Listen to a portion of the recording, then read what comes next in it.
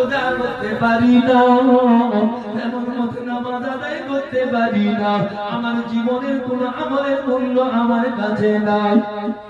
তবে আমার কাছে যেটা আছে সেটা তোমরা জেনে নাও। আবু মুসলিম বললেন, কবিতার ভাষায় বলতেছেন, কুছ ভি नहीं बल्ले ए आमाल आरे सारे, सरकार की मोहब्बत भी, सरकार की मोहब्बत भी बख्शिश का बहाना है, सरकार की मोहब्बत भी बख्शिश का बहाना है, देख मोहम्मद पर कुर्बान जमाना है, बिन देख मोहम्मद पर कुर्बान जमाना है, जिस जिसको भी देखा है ओ उनका दीवाना है।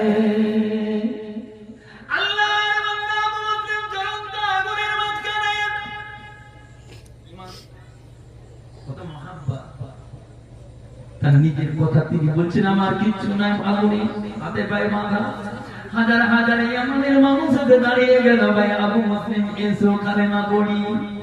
আবু মুসলিম বলছে, আমার হাতে পায়ে বাঁধা, জ্বলন্ত আগুনের মাঝখানে যেতে পারবো না, তোমরা কেউ এসে আমার হাতের পায়ের বাঁধন খুলে দাও। বলছে, আবু মুসলিম রে, এখন এমন আমরা ইমানদার হতে পারি না, আগুনের উপর দিয়ে হাঁটবার মতো আমাদের ক্ষমতা নাই। ও মুসলমানের ছেলেরা, ও নওজোয়ান যুবকেরা, ওরে আল্লাহ পাকের বান্দা বান্দীরা, আজ ভদ্রলোক এমন একটা কথা বললো, আমার নবীর সালামকে তুলতে গিয়ে নবীকে রাখাল বলে ফেললো, নবীকে রাখাল বলতে গিয়ে কাওবা বলে নবীকে সম্মানহানি করে দিল। আর তিনিও আলেম, তার মাথায় টুপি, তার মুখে দাড়ি, আল্লাহর নেক বান্দা কিতাবে কোরআনের তাফসীরকারী, পায়ে ধরে বলি কোরআনের তাফসীর করতে জানে এমন মানুষ আছে? এমন কোন মানুষ নাই। আল্লাহর কোরআন বর্তমান বাংলায় বিশ্লেষণ করতেছে। আমেরিকার ক্যালিফোর্নিয়ার ভিতরে যে ঘরটা দাঁড়িয়ে ছিল, তার ঘরের ভিতরে, ওই ঘরের ভিতরে কোরআনের গবেষণা হওয়ার কারণে তারা তো বেঈমান, তারা তো ইহুদি, তারা তো খ্রিস্টান, কোরআনের গবেষণা করার কারণে আল্লাহ সেই ঘরটাকে বাঁচিয়ে রাখলো। তারা তো কোরআন পড়তো, তারা তো কোরআনের গবেষণা করতো, তাহলে তাদেরকে কি আপনি জান্নাতি বলবেন?